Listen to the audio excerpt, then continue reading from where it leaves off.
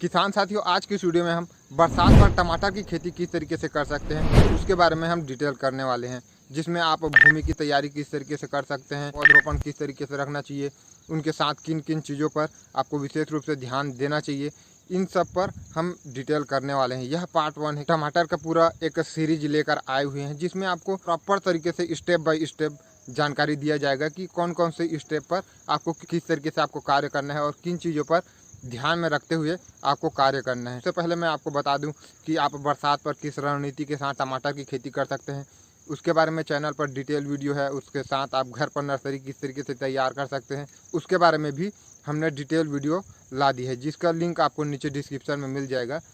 अगर आप चाहें तो उसको जाकर पहले देख सकते हैं। उसके बाद का जो प्रोसेस है वह हम इस वीडियो में देने वाले हैं। तो नमस्कार किसान भाइयों, मेरा नाम है पीताम्बर, और अगर आप इस चैनल पर पहली बार हैं या फिर आपने चैनल को सब्सक्राइब नहीं किए हैं तो पहले नीचे दिए लाल बटन को क्लिक कर चैनल को सब्सक्राइब कर ले, तभी जो इसका आने वाला पार्ट है वह आपको एक सही समय पर मिल पाएगा। तो चलिए आगे बढ़ते हैं। तो उसके लिए सबसे पहले आपको भूमि की तैयारी करना होता है। तो आप पहले गर्मी में एक जुताई आपको अवश्य कर लेना चाहिए। जब कड़ी धूप रहती है उस समय आपको एक जुताई करा लेना चाहिए। उसके बाद आप जैसे कि पीछे आप देख पा रहे हैं कि हमारा जो खेत है उसको हमने अच्छी तरीके से समतल कर लिया है। समतल इस तरीके से करना है कि पानी आसानी से आपके खेत से बाहर निकल जाए। पानी का जमाव बिल्कुल भी नहीं होना चाहिए, वह आगे चलकर आपको बहुत ही ज़्यादा नुकसान देने वाला है। उसके बाद इसमें आपको 3 से 4 ट्राली के हिसाब से आप गोबर खाद, जो कि अच्छी तरीके से सड़ गला हो, यह गोबर खाद बहुत ही अनिवार्य है। आप टमाटर की खेती की बात करें तो आपको गोबर खाद अवश्य डालना ही चाहिए। उसके बाद आपको आखिरी जोताई कर लेनी है। आखिरी जोताई कर लेने के बाद उसके बाद आपको बेड मार देना है। बेड इस तरीके से मारना है कि जो बेड की हाइट है वह आपको ज़्यादा रखना है। कम से कम 1 से सवा फीट का आपका बेड होना चाहिए, ताकि बारिश की स्थिति में कभी कभी लगातार बारिश होती रहती है, 1 हफ्ते 8 दिन तक भी बारिश होती रहती है। तो वैसे स्थिति में जो आपका खेत है उसमें पानी का हल्का फुल्का जमाव भी हो जाता है। तो बेड ऊपर होने की वजह से आपको ज़्यादा कुछ समस्या वहाँ पर नहीं होने वाली। तो बेड को आपको इस तरीके से रखना है। बेड तैयार होने के बाद शुरुआत में जो खरपतवार है वह काफ़ी ज़्यादा उग आते हैं।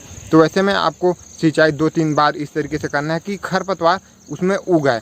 खरपतवार उग आने पर आपको जो खरपतवार है उसका आपको नियंत्रण कर लेना है। पैरा काट कर स्प्रे कर उसको आपको टारगेट से करना है। टारगेट यह रहना चाहिए कि लगे अब 8 दिन बाद जो हमारा टमाटर है वह लगाने के लायक हो गया है, या फिर आप ऑर्डर किए हुए हैं तो 8 दिन बाद जो हमारा टमाटर है वह आने वाला है। तो वैसे स्थिति में आपको स्प्रे करना चाहिए। स्प्रे करने के कम से कम 6 से 8 दिन बाद ही आपको रोपाई करना चाहिए। तो वैसे में अगर आप खरपतवार मारेंगे उसके जस्ट 6 से 8 दिन बाद अगर आप रोपाई करते हैं तो पौधा खरपतवार और उगने से पहले अच्छी तरीके से ग्रो हो जाता है। तो वैसे में फसल सही तरीके से ग्रो होता है और सभी जो पोषक तत्व है वह सिर्फ पौधे ही लेता है। तो इस तरीके से आपको खरपतवार का नियंत्रण पहले करना बहुत ही आवश्यक है। बरसात में टमाटर की खेती के लिए तार बांस की आवश्यकता होती है। तो वैसे में अगर आप चाहे तो बांस को पहले से गड़ा कर रख सकते हैं, और जो तार है उसको भी आप लगा कर रख सकते हैं, या फिर आप चाहे तो बाद में भी आप बांस और तार को लगा सकते हैं रोपाई के बाद।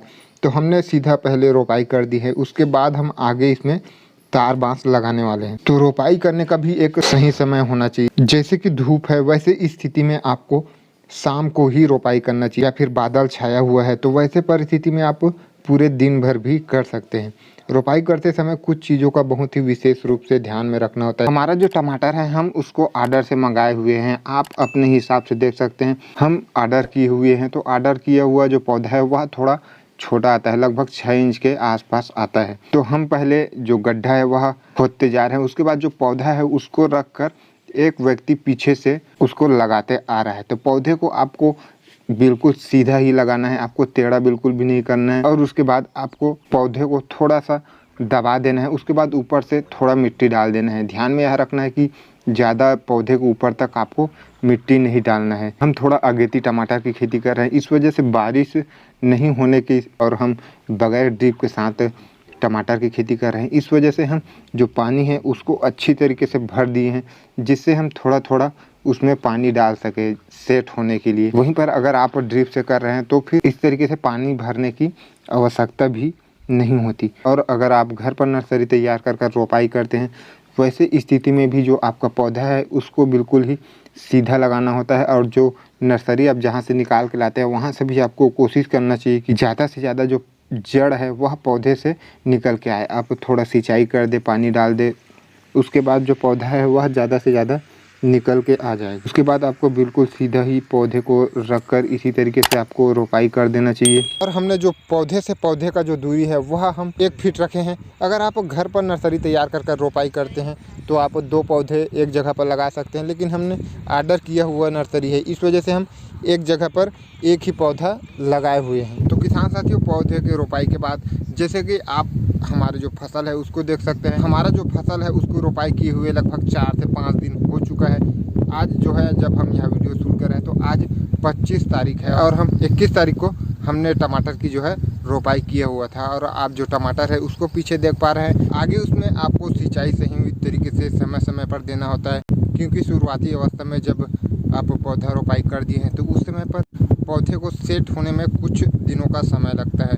उसके बाद आपको जो फसल ड्रिंचिंग है उस पर काफ़ी विशेष रूप से ध्यान रखना होगा, क्योंकि फसल की शुरुआती अवस्था में उसका जो जड़ है वह बिल्कुल ना के बराबर होती है। वैसे में पौधा भी बहुत ही छोटा होता है, तो आपका एक गलती भी बहुत ही ज़्यादा नुकसान दे सकता है। तो उसके लिए आपको सही तरीके से और सही चीज़ों का ड्रिंचिंग करना चाहिए, फर्स्ट ड्रिंचिंग में खास तौर पर। तो यह सब चीज़ों के बारे में हम पार्ट 2 में डिटेल करने वाले हैं। तो उसके लिए आपको करना यह है किसान साथियों कि जो नीचे दिए लाल बटन है उसको क्लिक कर आपको चैनल को सब्सक्राइब कर लेना है। और वीडियो पसंद आई हो तो एक लाइक कर दे और अन्य किसान साथियों के साथ शेयर करें। मिलते हैं अगली वीडियो में, तब तक के लिए जय जवान जय किसान।